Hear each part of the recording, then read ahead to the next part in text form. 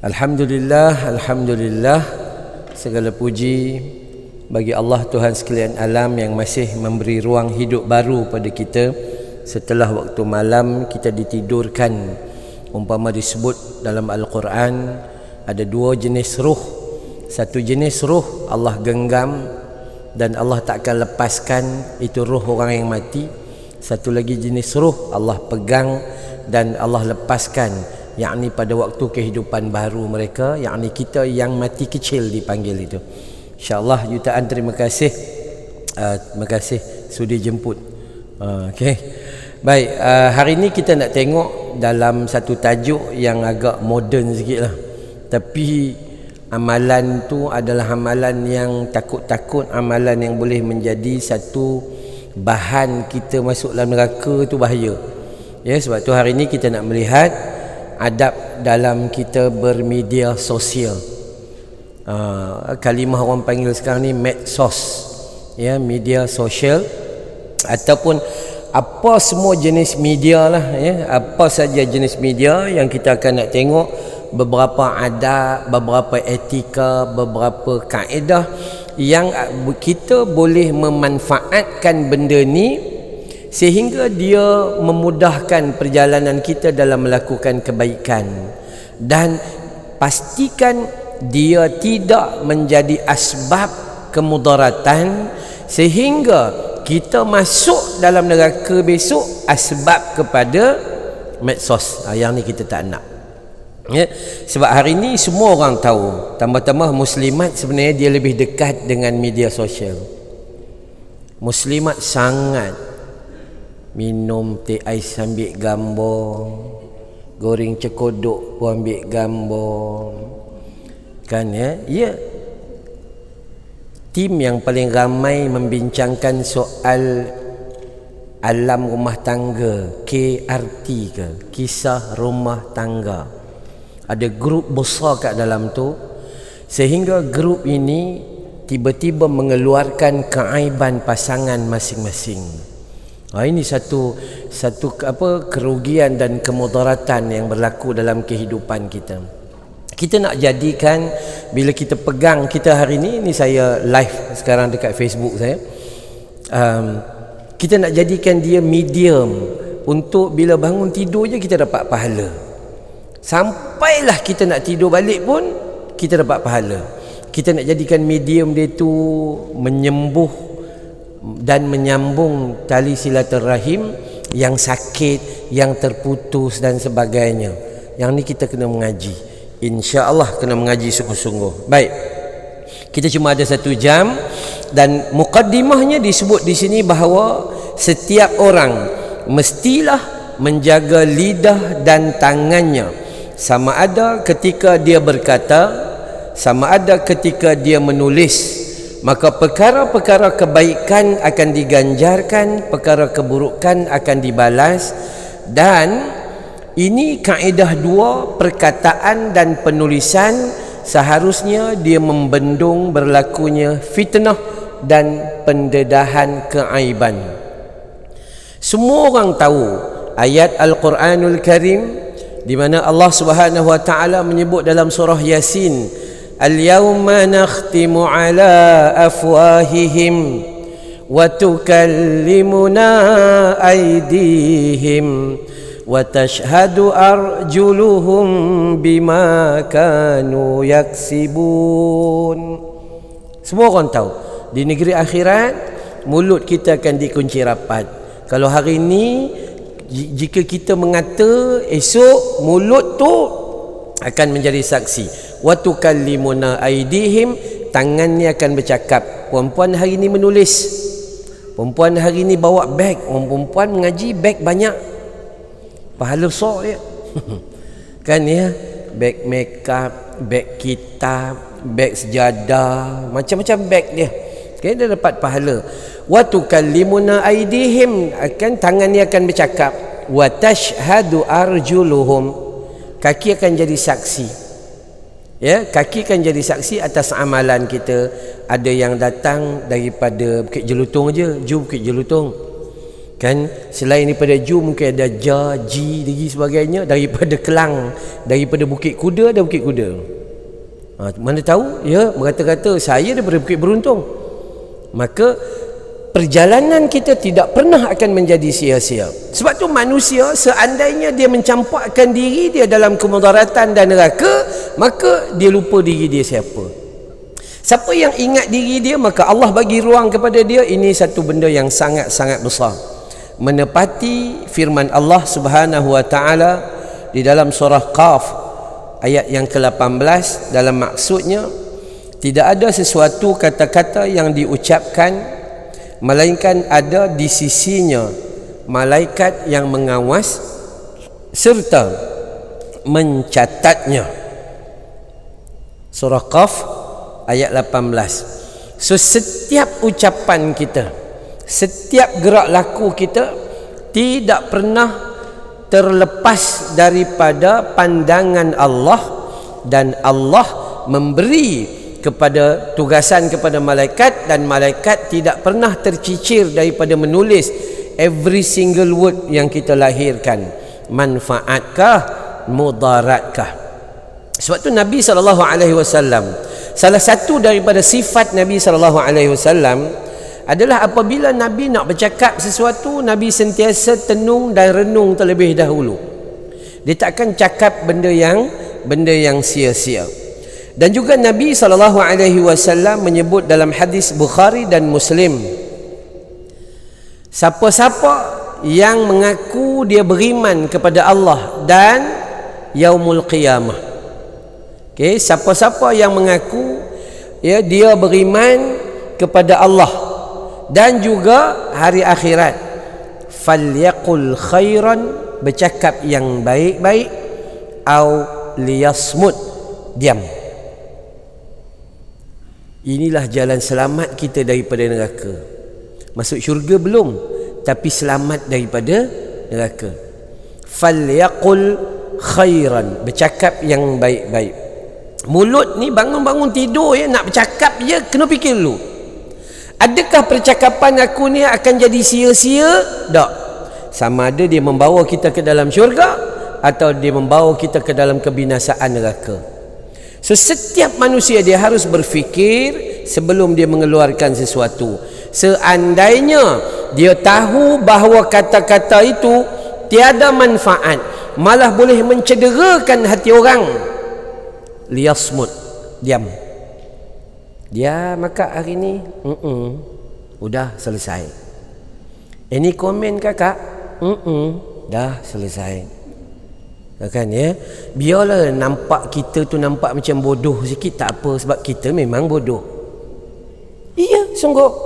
Jangan nampak muka cerdik bila tulis-tulis dalam Facebook, bodoh rupanya.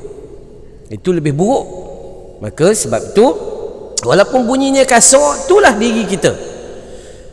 Hidup kita daripada hujung rambut sampai hujung kaki akan dipersoalkan oleh Allah setiap inci dalam hidup kita. Ketika Allah bagi kita akal fikir, Allah akan tanya akal fikir yang Allah bagi, adakah berfikir untuk meneguhkan keimanan kita, ataupun berfikir hanya semata-mata hubbud dunia, cinta dunia, atau berfikir nak lari daripada hukum Tuhan. Atau otak kita berfikir nak menyakitkan hati orang je. Ketika Allah bagi mata, maka mata ni akan ditanya oleh Allah Subhanahu wa taala, apa yang hang pandang pada waktu hidup hang dulu? Adakah hidup hang pandang benda yang baik-baik, ataupun hang duk pandang, duk cari buruk orang, buruk orang, buruk orang, buruk orang? Lah ni kan perangai macam tu. Ada handphone, ini medsos lah, ada handphone. Apa dia buat? Dia tengok orang buat salah, dia bukan pergi tegur, dia ambil gambar. Kan dia orang salah, orang pakai kereta Proton Saga, bubuh minyak diesel. Tugas kita apa? Pilah tegur dia, ambil gambar, beram, upload. Ada juga manusia macam ni akhir zaman. Tidakkah ini kegilaan yang melampau? Bila hang pandang satu benda yang buruk atau benda yang tak kena, hang lah pi tegur dia kalau benar-benar ada perasaan sayang sesama Islam. Nabi kata la yadkhulul jannah, tidak akan masuk syurga selagi kamu tidak digelar orang beriman. Kamu tidak digelar orang beriman selagi kamu tidak berkasih sayang. Kata Nabi, nak dak aku ajak kepada kamu cara berkasih sayang? Afsyus salam, sebarkan salam.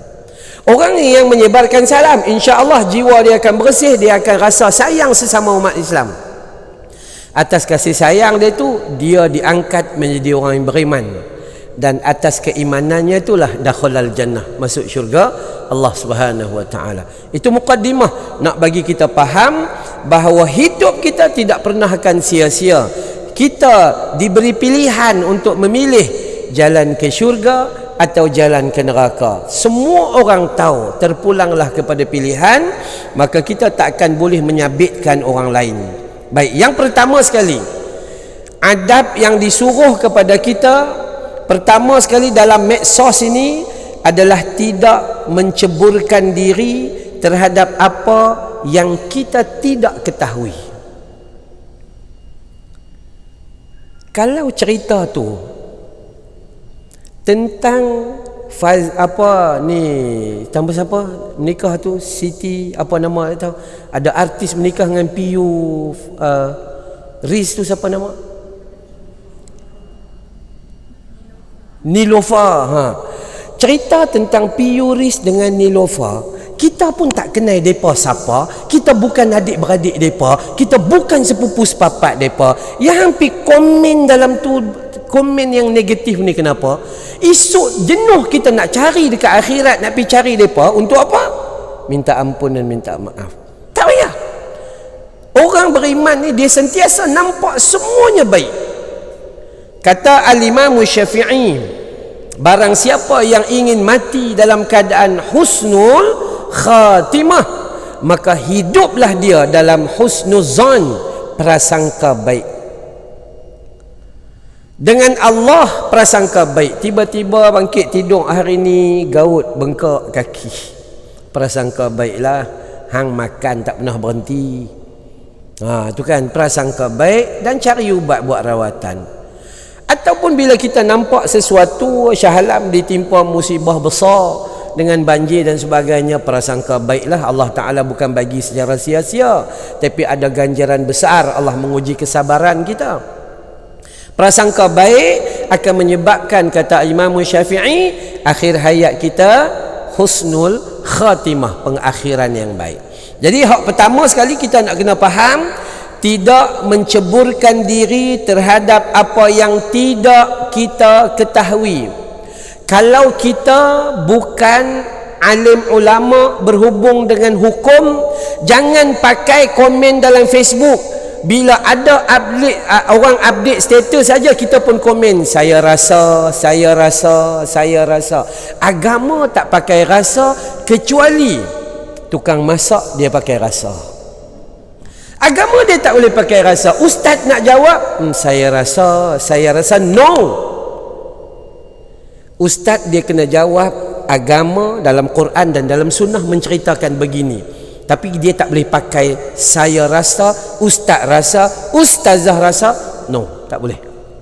Ini dalam agama. So apabila kita tidak mengetahui sesuatu, maka jangan sesekali kita bercerita di dalam bab tu. Jangan sesekali. Digambarkan dalam surah Al-Isra.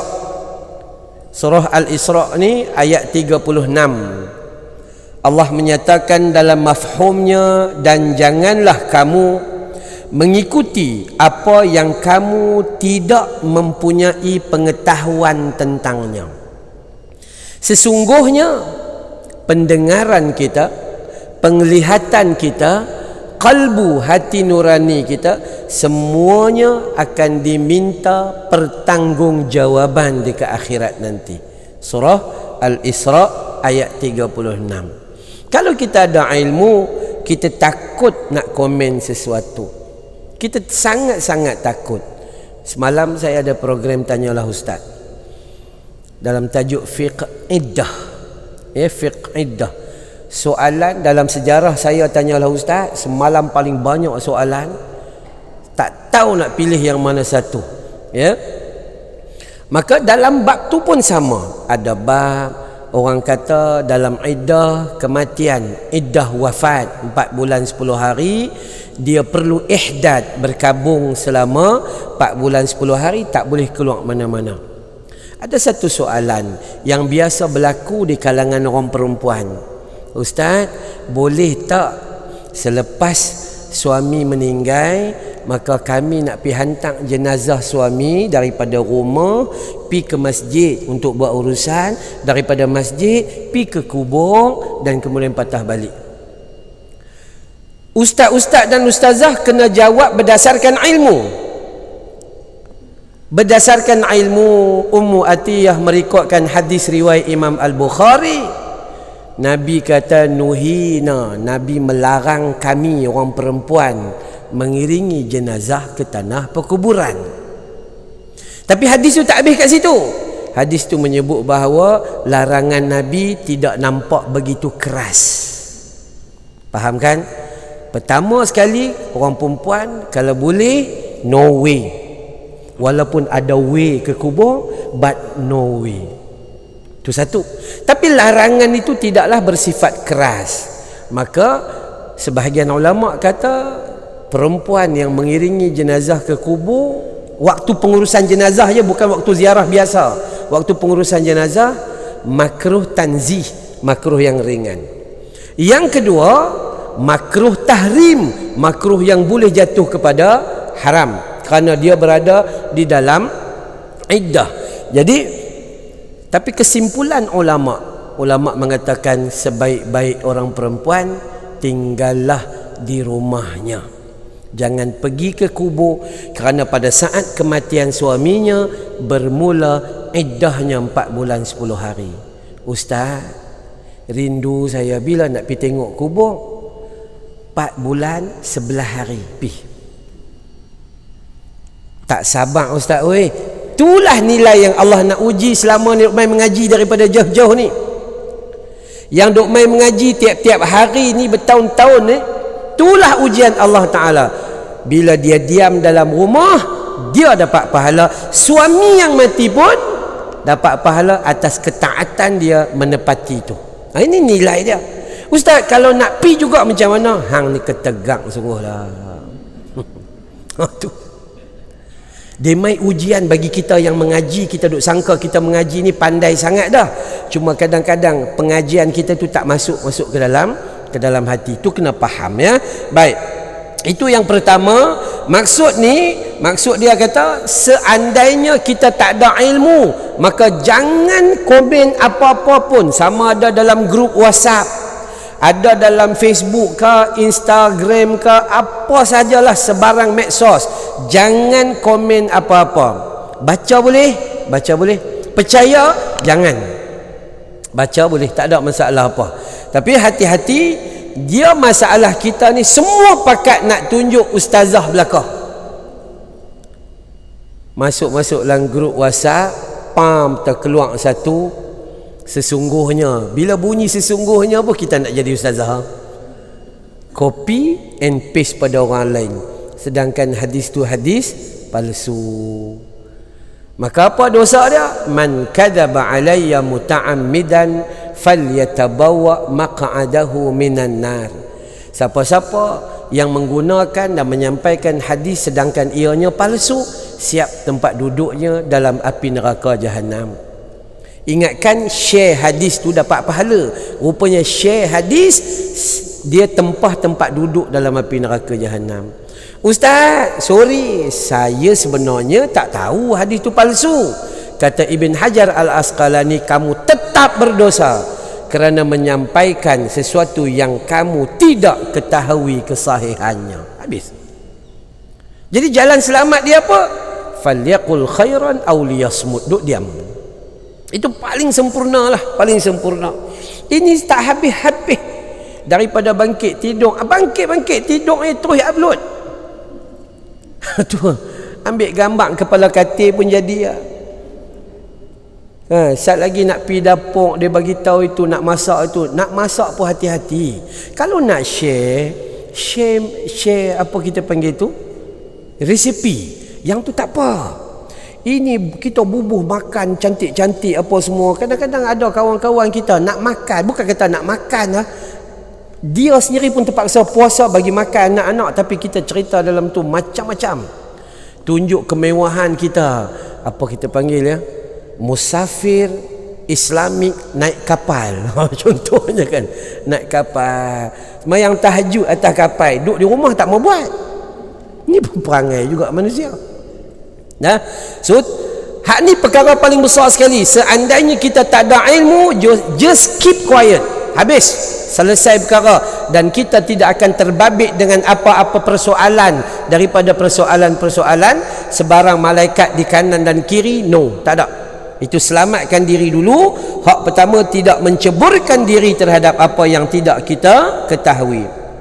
Yang kedua, adab yang kedua adalah tidak berkata atau mengeluarkan pendapat terhadap khabar angin yang mendorong kepada fitnah dan kekeliruan. Tidak berkata atau menyampaikan khabar angin yang mendorong boleh menimbulkan fitnah atau keliru. Hari ini orang lebih percaya kepada Facebook daripada ustaz bercakap. Hari ini orang lebih percaya kepada Facebook daripada doktor berkata. Hari ini memang betul. Contoh, tiba-tiba keluar statement, banner dan poster warna kuning. Sesungguhnya ramai di antara anda solat anda tidak sah. Dia ingat dia seorang je sah. Solat anda tidak sah. Saya cukup tak suka bahasa anda, tapi bahasa yang paling baik adalah kita, kerana kita pun selalu buat salah. Maka kata-kata tu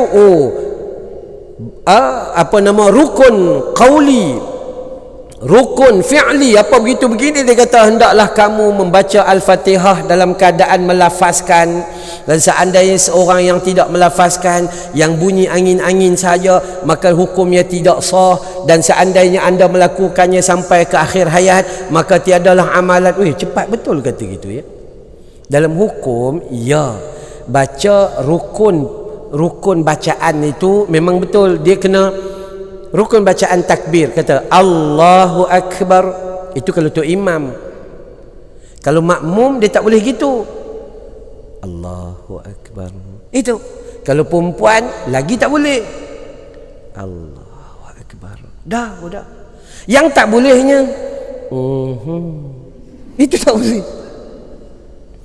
Tak bunyi apa-apa, angkat dia. Yang tu tak sah, sebab dia kena menzahirkan. Bila menyebut Bismillahirrahmanirrahim, Alhamdulillahi Rabbil Alamin, Ar-Rahmanir-Rahim, Maliki Yaumiddin. Itu tu imam. Kalau makmum baca macam tu imam keliru. Siapa tu imam ni? Akhirnya makmum Bismillahirrahmanirrahim, Alhamdulillahi Rabbil Alamin. Untuk dia je. Orang sebelah pun tak boleh dengar kalau ikutnya. Perempuan lagi. Sehinggalah ada mazhab yang mengatakan sah seandainya menggerakkan bibir dengan memastikan bacaan. Dia bunyi gitu. Kejap kuat sikit, kejap diam, kejap. Boleh. Yang tak boleh, Allahu Akbar. Niatnya. Yang tu tak boleh. Itu memahami. So, pentingnya apabila kita dengar khabar angin, jangan sesekali menyampaikan khabar angin yang boleh menimbulkan fitnah, mendorong kepada kekeliruan dalam kalangan masyarakat. Ini kaedah yang diguna pakai oleh musuh dan pengkhianat bangsa, iaitu mereka menyebarkan berita-berita palsu, mereka memutarbelitkan maklumat dan sumber, sehingga ada ceramah ustaz tu 2 jam, tapi dia potong jadi 5-6 saat sahaja. Pum, dia paste. Kita pula bila baca saja, habis. Ustaz zaman law pun tak boleh pakai mulut kita. Sedangkan kita mengaji dengan ustaz tu daripada alif beta pun tak tahu masa tu. Boleh dah mengetahui nun mati, cuma tunggu nak mati je. Tu pun dia kata macam tu. Maka ketahuilah, jangan sesekali kita meletakkan hukum atau menyampaikan satu berita yang tidak ketahui. Dan khabar yang paling baik bila mana kita menerima berita, sebelum kita percaya atau menyampaikan, maka kalimah paling besar adalah tabayyun. Apa tabayyun? Menyelidiki kesahihan atau kebatilan sesuatu hal. Jangan hari ni macam-macam lah kan ya. Kadang-kadang ustaz-ustaz pun kena juga. Ustaz selebriti lagi. Ustaz selebriti lagi, macam-macam lah dikena begitu begini, tuduhan itu, tuduhan ini. Ada seorang ustaz di Kelantan dituduh mencabul mencabul anak-anak gadis. Tuduhan pelik-pelik ya. Dan daripada situ awal-awal lagi paste gambar dia besar. Kita pula kat bawah kata ustaz zaman lah tak boleh pakai. Macam kita boleh pakai. Manusia. Saya sering menggunakan bahasa mudah untuk kita fahami. Setiap perkara ni, kalaulah benda tu berlaku pada kita, adakah kita mau dipaparkan wajah kita sedemikian? Dan kita tahu bahawa keaiban tak boleh dibuka, melainkan Nabi pesanlah hadis sahih Al-Bukhari, siapa yang memudahkan urusan manusia, Allah mudahkan dia dekat akhirat. Siapa susahkan manusia, Allah susahkan dekat akhirat. Siapa yang tutup aib manusia, Allah tutup aib dia di akhirat. Dan siapa yang dedah, maka akan berlakulah pendedahannya dekat akhirat nanti. Sangat simple. Marah dengan suami, tak payah komplain di Facebook. Tak payah. Kan tak payah duk cerita setelah 30 tahun bernikah, pada hari ni baru aku ketahui suamiku telah berkahwin lagi. Tak payah. Mengadu dengan Allah Ta'ala. Ini cerita-cerita karut yang boleh merosakkan kehidupan. Ya, si Hanafi buat salah. Kan ya, si Hanafi buat salah. Tapi tak payah ambil gambar bubuh satu Malaysia sampai anak-anak terkesan dengan perbuatan bapak dia tu. Akhirnya anak-anak nak pergi sekolah malu. Bila mak ambil gambar bapak curang, anak-anak malu. Dikenali bukan satu Malaysia, satu dunia. Sebab tu hebatnya iman seseorang apabila dia berhadapan dengan benda yang dia tak suka, tapi dia tetap tenang dan damai. Tapi kalau kita berhadapan dengan benda kita tak suka, kita lompat. Kita lawan balik dengan perkara yang kita tak suka tu dengan benda tak baik. So kita tak ada beda dengan mereka. 2 kali 5, orang Kedah kata 5 kali 2. Orang Penang kita sama, lebih kurang tu kan. 2 kali 5, 5 kali 2. Perangai kita sama saja. Ni benda yang paling penting di sini adalah apa? Yakni tidak berkata atau mengeluarkan pendapat terhadap khabar angin. Ya, khabar angin. Dan seterusnya yang ketiga, mencegah diri daripada melakukan sindiran dan penghinaan terhadap orang lain, sama ada dalam bentuk komen, gambar atau sebagainya. Ya, kerana menghormati orang lain adalah satu kewajiban dalam agama. Berusaha untuk mencegah diri daripada melakukan sindiran. Hari ini macam-macam ada. Ya, sindiran. Ada kadang-kadang alim ulama kita pun dia paste gambar dia, lepas tu paste juga gambar lain dan sebagainya. Pun ada alim ulama pun orang tak faham lah ni. Orang dia tak hormat dah. Kita tak boleh. Bila kita, ustaz, saya ni ada masalah dengan dia, sebab tu saya buh dalam Facebook tu. Itu bukan masalah dengan dia tu, itu masalah dengan diri awak sendiri. Kalau awak ada masalah dengan dia, angkat telefon dia. Akak, saya rasa tak puas hati dengan akak. Pasal apa? Hari tu janji nak main masjid Bukit Jelutong sekali, akak tinggal saya pasal apa? Contoh. Kan akak tu kata la ilaha illallah, maaflah akak ni bukan akak makcik 75, nyanyuklah lupa. Baru kita tahu kondisi dia, asbab kepada berlaku perkara tu. Bukan dia saja-saja, tapi disebabkan manusia dia memang macam tu perangai dia. Dia suka sindir. Dia suka sindir. Sindir menyindir ni cukup dahsyat lah. Facebook lah yang paling banyak sekali. Yang kalau kita nak jumpa tu sangat-sangat banyak. Perbincangan majlis fatwa ulama ada dalam grup WhatsApp. Bukan reti pun. Dia bukan reti, dia bawa keluar tu, dia bincang ikut suka hati dia ya. Tapi tak ada. Ini masalah kita apabila kita selalu berbicara sesuatu yang kita tidak faham. Yang kita tidak faham. Baik. Firman Allah Ta'ala dalam surah Al-Hujurat pada ayat 11. Ini dalam bab cegah diri daripada melakukan sindiran terhadap orang lain ini. Allah berfirman dalam mafhumnya, wahai orang-orang yang beriman, janganlah sekumpulan lelaki merendahkan kumpulan yang lain. Boleh jadi yang ditertawakan itu lebih baik daripada mereka. Kita duk sangka kita main mengaji di masjid Bukit Jelutong ni, kita duk rasa kita pandai dah. Rupanya ada orang lain lagi pandai pada kita. Jangan pula sekumpulan orang perempuan merendahkan kumpulan yang lain. Boleh jadi yang direndahkan itu lebih baik daripada dia. Kita duk kata dia tu mengaji pun tak mau mai, tapi dia masak untuk hantar kat sekolah-sekolah anak yatim ni satu hari sampai 9-10 jam tugasan dia. Kita duk kata dia tak pergi mengaji. Tu kadang-kadang jadi macam tu. Kan? Kadang-kadang dia jadi macam tu. Maka janganlah suka mencela antara satu sama lain. Jangan memanggil gelaran yang mengandungi ejekan buruk. Tak boleh. Seburuk-buruk panggilan yang buruk, yakni adalah sesudah iman, dan barang siapa yang tidak bertaubat, maka mereka itu orang yang zalim. Jadi perkara yang diletakkan dalam surah Al-Hujurat ayat 11, lelaki pun sama, perempuan pun sama. Dia tak boleh suka hati merendah-rendahkan orang. Kadang-kadang kita duk main mengaji ni, ada dalam bab kita belajar, ada orang rajin belajar, rajin sungguh-sungguh, tapi perangai tak senonoh. Dia mengaji tak?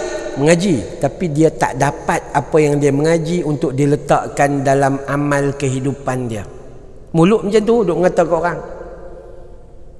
Kan ya? Ada orang mengaji, dia cepat dapat, cepat amal, ikhlas pula tu, share dengan orang lain. Ada orang mengaji tak dapat. Buku ni tukar 5 dah. Buku satu buku tu divide by 5, kan, tulis nama ustaz apa, tukar lagi 5 buku lah. Tak reti-reti. Kadang dia ambil buku dia tengok dalam buku dia pun tak reti baca apa yang dia tulis. Ada. Tapi dia mai tak mengaji, dia mai. Dia duduk dalam taman syurga, dia duduk, dan ada kemungkinan dia dulu masuk dalam syurga Allah Subhanahu Wa Taala. Sebab Allah takkan tengok kejayaan seseorang, tapi Allah nak tengok usaha baik seseorang. Usaha nak jadi baik, tapi dia takat tu sajalah kemampuan dia. Ada orang masuk dengar ustaz ceramah, Allahu Rabbi, baru faham, keluar lupa pun ada. Sebab tu kita tak boleh nak mendongak langit, nak mendabik dada bahawa kita ni orang pandai dak. Okey, kita tak boleh kata sedemikian. Kerana apa? Kerana setiap orang mempunyai sedikit kelebihan, tapi banyak sangat kelemahan. Sangat banyak kelemahan.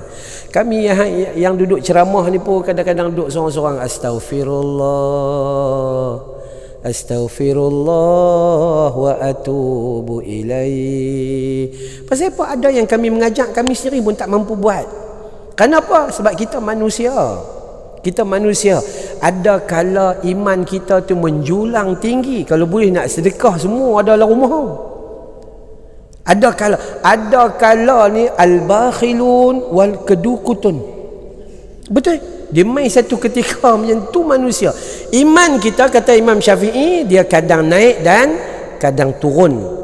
Maka itulah nilai dia, bahawa yang ketiga ini mencegah diri daripada melakukan sindiran dan penghinaan terhadap orang lain, sama ada bubuh gambar ke ataupun bubuh tulisan ke dan sebagainya.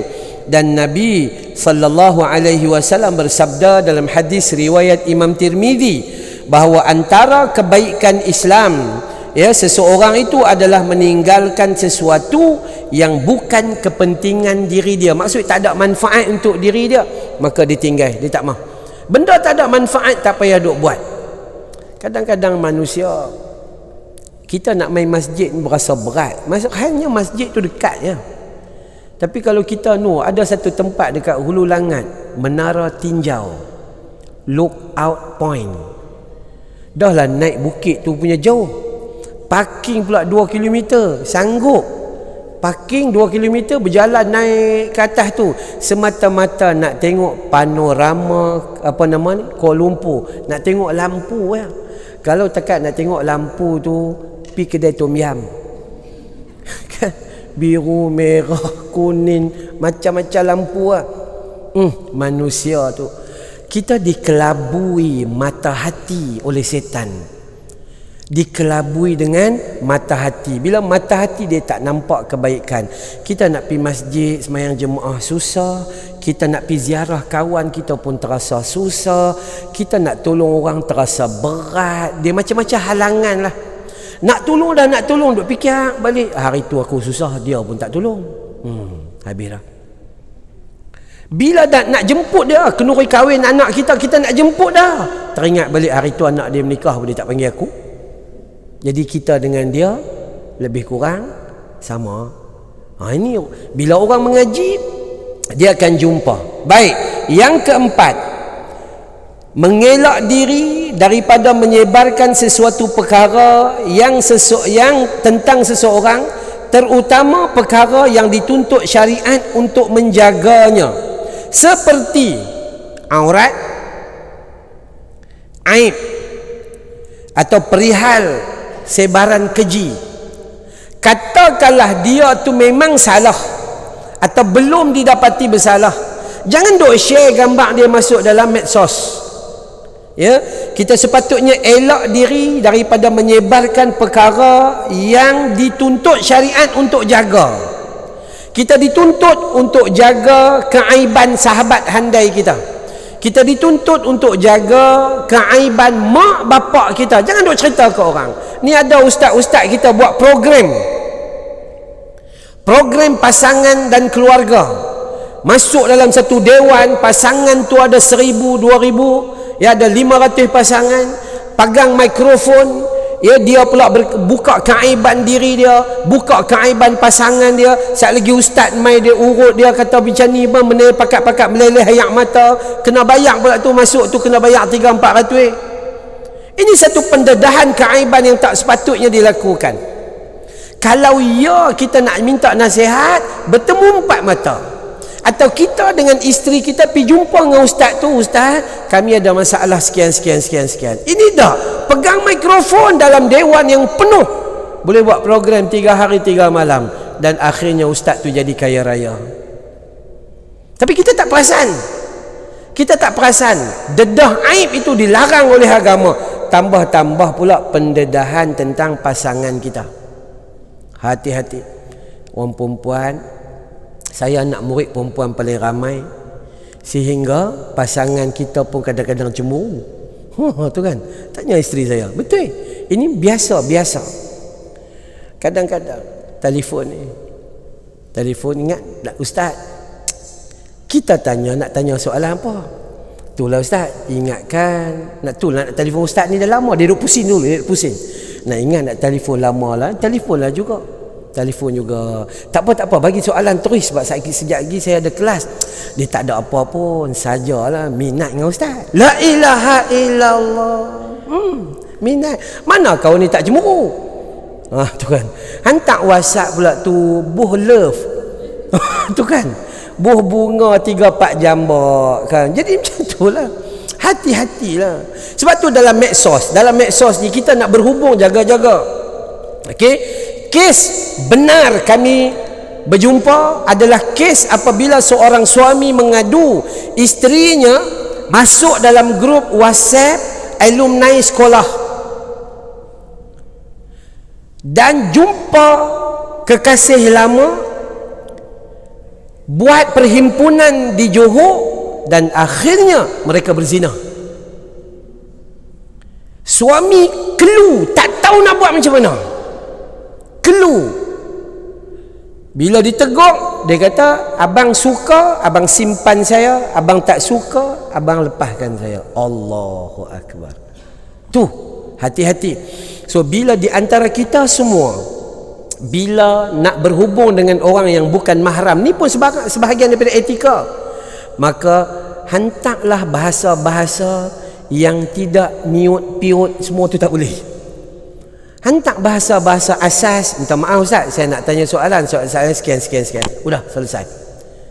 Jangan bawah tu bubuh tanda macam ni, gitu. Ataupun macam mana Ustaz? Macam ni.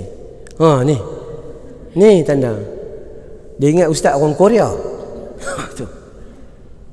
Ada duk jadi, kadang dia terlupa dekat laki dia pun dia tak buat benda tu.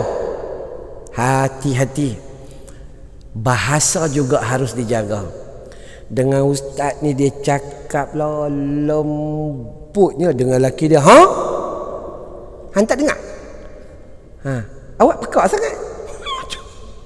Ada tak? Ada. Kami ustaz-ustaz ni sering dijadikan tempat mengadu. Ya, walaupun dia Ustaz, tolong bagi nasihat sikit. Saya kata saya pun tak larat, tak berapa sihat. Macam mana nak bagi nasihat? Kadang-kadang dia begitu. Okey, baik. Dikatakan di sini tolong elak, ya, elak daripada menyebarkan sesuatu perkara, terutama yang agama menuntut supaya kita jaga bab aurat. Ni pun hati-hati. Kita yang main mengaji ni pun kadang lupa diri. Tengok elok ni, elok dah pakai tudung apa umur 65. Keluar dalam Facebook dia gambar dia masa tingkatan 5. Gambar dia masa dengan tingkatan 5, rindunya waktu umur 17 tahun. Rambut kembang merata-rata api. Bahaya. Kan ya? Ada seorang kakak Ratu Kebaya Sungai Besar. Tu sebab berenang. Contoh.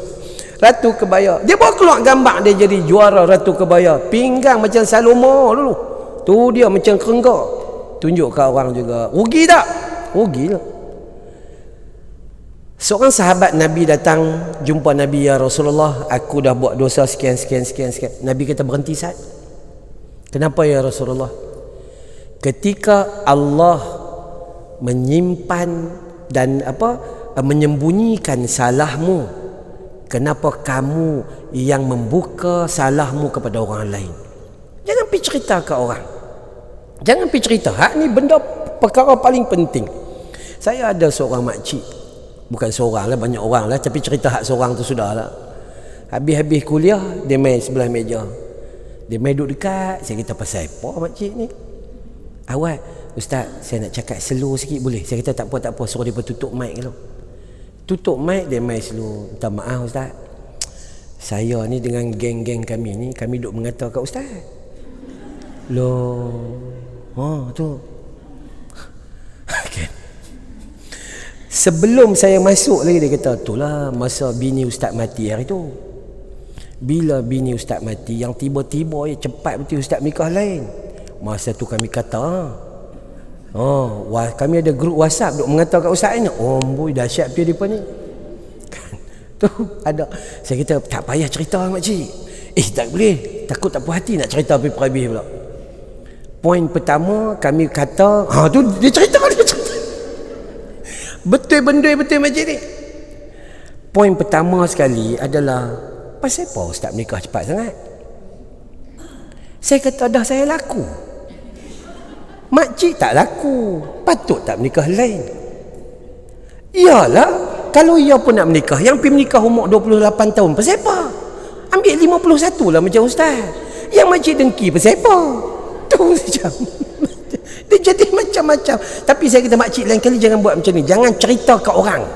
Ketika Allah menyembunyikan dosa kita, apa yang perlu kita buat? Minta ampun dengan Allah Subhanahu Wa Taala. Selagi berita tu tak sampai kat saya, maka hukum ni tak ada masalah. Kita minta, ya Allah tolong ampunkan aku, ya Allah. Dah, jangan duk pergi cerita ke orang, pergi merata-rata.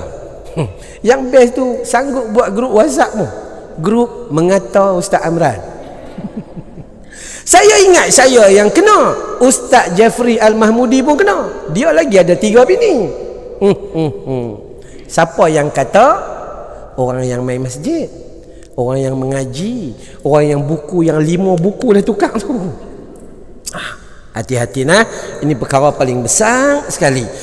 Allah Ta'ala sebut dalam surah An-Nur ayat 19, sesungguhnya orang-orang yang ingin agar perbuatan yang keji itu tersiar di kalangan orang beriman, maka mereka mendapat azab yang pedih di dunia dan juga di akhirat. Sesungguhnya siapa-siapa sahaja yang ingin perbuatan keji itu tersiar terhadap orang beriman, maka Allah sediakan azab yang pedih di negeri akhirat. An-Nur ayat 19. Dan Islam menyatakan bahawa orang-orang yang berkata perkara keji adalah sama seperti orang yang menyebarkannya, kerana golongan ini menyebabkan implikasi dan kesan yang buruk. Benda yang tu kalau kita cerita, dia akan orang percaya dan orang cakap bukan-bukan.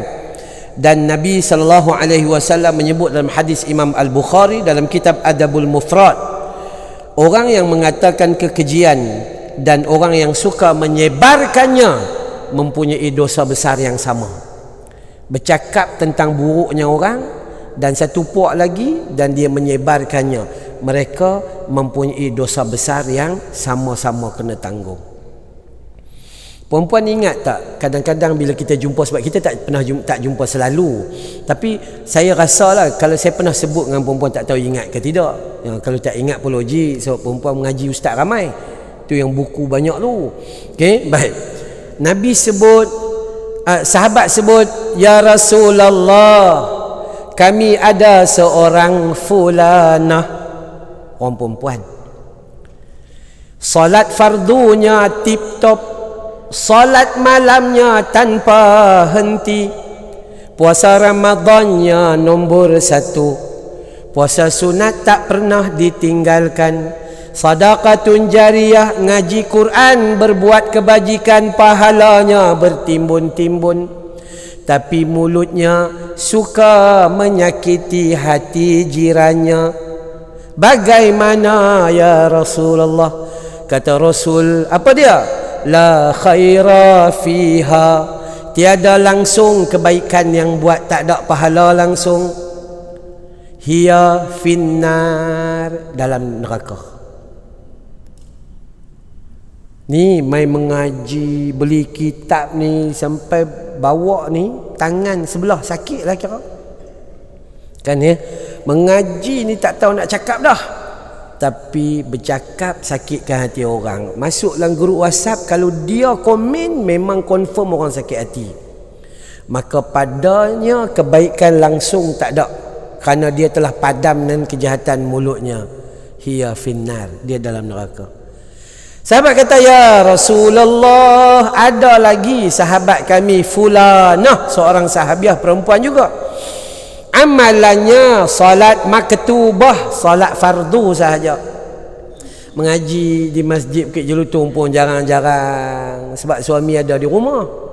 Kan ya, suami ada di rumah. Suami keluar pun lambat, pukul 12 baru dia keluar pergi pusat perniagaan dia, begitu begini.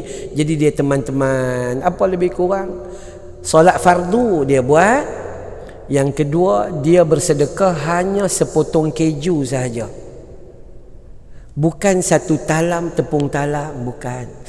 Sepotong keju saja. Tapi dia tak pernah menyakitkan hati orang walaupun seorang. Kata Nabi, hiya fil jannah, dia masuk syurga Allah Subhanahu Wa Taala. Nampak? Clear, kena bagi faham dari sudut ni. Ya, kita sebab tu bila ada orang tanya baru ni, dekat mana ya? Dekat Kota Raja, Ipoh. Ya, ada orang tanya, dia kata, ustaz, kami ni ada terima kadang-kadang guru-guru dia bagi amalan, memberi ijazah kepada kami selawat sebanyak 15,000 kali, zikir sebanyak 7,000 kali, yang sekian. Apa hukumnya? Hukumnya mudah aja. Larat ke hang buat? Larat ke hang buat? Cuba baca dalam hadis Nabi, paling maksimum yang Nabi suruh buat berapa banyak? 33 kali lah lepas solat. 33. Subhanallah 33, Alhamdulillah 33, Allahu Akbar 33, La ilaha illallah wahdahu la syarikalah, lahul mulku wa lahul hamdu wa huwa ala kulli syai'in qadir. 1, 33, 66, 99, 100. Tu paling banyak kali. Yang lain ada sekali, ada 3 kali, ada 7 kali. Adakah dalam agama suruh buat 15,000, 13,000, 20,000? Tak ada. Ijazah mai mana? Tak tahu universiti mana bagi. Kan? Ini kaedah dalam agama. Agama dia tidak membebankan kita. Sebab tu memahami itu penting. Bila kita baca dalam medsos, tiba-tiba ada orang bagi tahu kata sekian-sekian tuan guru, buh gambar dia besar-besar ke situ, telah menyatakan bahawa saya nak bagi satu ijazah amalan, barang siapa yang beramal dengan amalan ni 17,000 pada malam Jumaat Kliwon, contohnya begitu begini, maka dia akan mendapat rezeki sekian. Itu pembohongan paling besar dalam agama. Pembohongan paling besar dalam agama. Agama kata mudah aja. Kalau hang nak dapat rezeki, bila nak memulakan kehidupan, bacalah bismillahi tawakkaltu ala Allah, la haula wala quwwata illa billah. Berapa banyak? Sekali je. Lepas tu dalam hidup berpegang kepada penyerahan diri kita kepada Allah Taala. Dah selesai. Doa kita berterusan, ya Allah ya Tuhanku, mudahkan urusan akhiratku ya Allah, mudahkan urusan duniaku, jangan kau biarkan aku menjadi manusia yang lalai ya Allah, ingatkan aku jika aku lupa ya Allah. Sekian macam tu je. Agama mengajar sedemikian. Jadi itu selesai bab yang keempat, mengelak diri daripada menyebarkan sesuatu yang agama menuntut supaya kita jaga. Ya, bab-bab aurat ni tolong kena jaga sangat-sangat. Dan yang terakhir, yang kelima, yakni menjaga waktu. Dalam keadaan kita berhadapan dengan medsos, menjaga waktu, jangan sehingga kita membuang masa yang terlalu banyak sehingga masa yang kita ambil tu tidak berfaedah langsung. Saya kadang-kadang kesian dengan diri kita. Dalam keadaan COVID tak selesai-selesai lagi ni, dia mai Omicron, dia mai macam-macam kron sekarang ni kan ya. Tiba-tiba tengok dalam TV gegar veganza. Kan? Allah. Dia mai banjir, dalam keadaan banjir besar macam ni pun tetap diteruskan. Tu dia tak mai lagi kilauan emas, otai masih berdosa. Bukan berbisa. Kan? Kelalaian manusia dilambangkan dengan begitu jelas. Cukup lalai. Cukup lalai. Maka janganlah kita membuang waktu, membuang masa dalam berhadapan dengan media sosial ini sehingga perkara-perkara yang tidak berfaedah, sehingga dia tak perasan umur dia tu habis macam tu ya. Handphone daripada satu SIM ada 2 SIM card. Jadi 2 number. Tak cukup dengan SIM card, bubuh lagi kad lain pula untuk masukkan bahan simpanan. Tak cukup dengan satu handphone, tambah lagi satu handphone, tak termasuk tab, komputer dan sebagainya. Akhirnya masa kita tak cukup. Dalam keadaan tak ada handphone pun kita kurang baca Quran. Ustaz, handphone saya ada Quran. Memang ada. Hang kerja hang update-nya baca tak? Update Quran tu, tapi tak baca, tak ambil pun pengajaran yang diberi di dalamnya. Ya, Allah Subhanahu wa taala berfirman dalam surah Al-Mu'minun ayat 3, dan orang-orang yang menjauhkan diri daripada amalan yang tidak tidak berguna. So kita disuruh supaya memilih jalan yang manfaat dan membuang daripada perkara-perkara yang mudarat. Maka ini yang kelima, kita tak payah buang masa banyak dengan handphone. Kadang-kadang bila kita duduk dengan handphone ni, dulu saya selalu duk cerita, dulu masa kita tak ada telefon, masa tak ada telefon ni, kita duduk di Shah Alam. Masa tu Shah Alam hutan lagi lah. Shah Alam, Kelang lah paling ramai orang duduk masa tu. Adik-beradik kita ada di Taiping. Kita nak buat kenduri, sanggup kita start kereta. Kereta start bergegang daripada depan sampai ke belakang. Kereta tu Opel. Memandu kereta Opel gedang-gedung nu sanggup pi Taiping tu. Ikut jalan lama masa tu. Komunis pun ada masa tu, tapi sanggup pi. Bila pi tu, kenapa pi masa tu? Telefon tak ada. Jadi dia pun pi jumpa adik dia. Bila jumpa, silaturahim. Bila jumpa, dapat bagi salam. Bila jumpa, dapat kasih sayang bertaut rapat.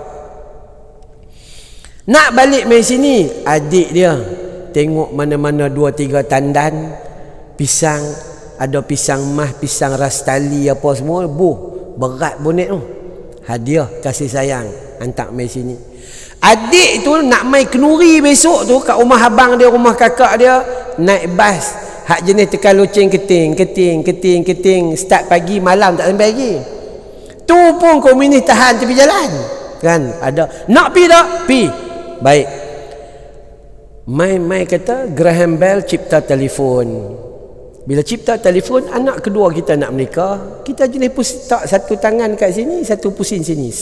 Pram. Dik, anak buah nak menikah seorang lagi ni. Kau tak main rumah ke? Aku tak dan lah. Nampak alasan kita. Telefon membunuh sebuah pertemuan. Faham kata dia, main anak cucu kita pula. Lah ni pakai handphone. Tak telefon dah, ambil gambar. Tempah kad tu satu ya.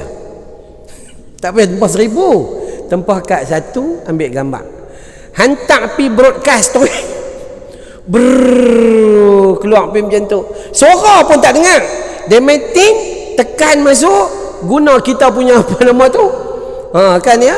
Lepas tu buka-buka tengok, baca-baca, Ju anak dia nak menikah, contohnya tu. Anak nak menikah belum? Tak lagi. Dekat tu. Okey, baik. Kemudian anak nak menikah gini-gini, kita pun tengok, ustaz tengok-tengok tarikh. Boleh kot. Ada tak suara Ju? Tak ada kan? Tak ada pun. Okey, ustaz tengok-tengok tarikh. Boleh lah, ustaz pun kosong. Ustaz jawab macam ni ya. Kalau nak bagi Ju seronok, itu saja, itu tanda jadi pi. Tapi kalau dia tiba-tiba dia bubuh air mata, itu tanda dia tak dipi. Ada dengar suara tak? Tak ada. Telefon membunuh sebuah perbualan, handphone membunuh sebuah pertemuan. Tak boleh, dua-dua out. Akhirnya kita makin hari. Dan telefon mendekatkan orang yang jauh, tetapi menjauhkan orang yang dekat. Mak duk masak, rumah 2 tingkat, rumah teres. Mak duk masak dapur, anak duk atas. Hantar pergi masuk dalam grup family. Makanan dah siap, sila turun. Ingat mak tu hamba abdi kita kan? Dah, sungguh. Allahu Akbar. Ni paling-paling kita kena jaga. Sebab tu kalau tanya saya lah, telefon adalah sesuatu kemusnahan besar kalau kita sangat tidak berhati-hati dengan dia. Tak ada masalah. Suami cek telefon, isteri datang. Cakap apa dia duduk tengok ni? Dia bukan dengar. Manusia dia tak boleh multitask. Dia tak boleh mata tengok sini, hati fokus kat sini, otak sini, tapi telinga dengar. Sia-sia, tak ada guna satu sen. Isteri pula tu, dia berjalan dengan suami. Bila pergi satu-satu majlis, dia tinggal lelaki sebab nak pergi ambil gambar dengan geng marhaban dia. Perak perut, gambar lelaki tak ada, tinggal gambar dia yang seorang.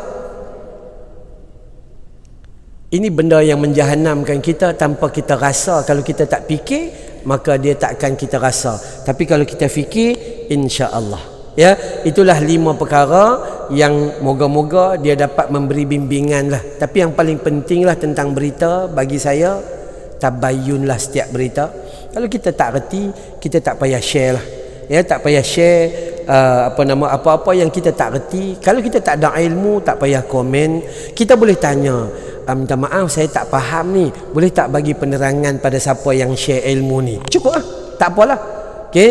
Dan poin paling besar sekali, jadikan medsos ini adalah sarana dalam melakukan kebaikan kita.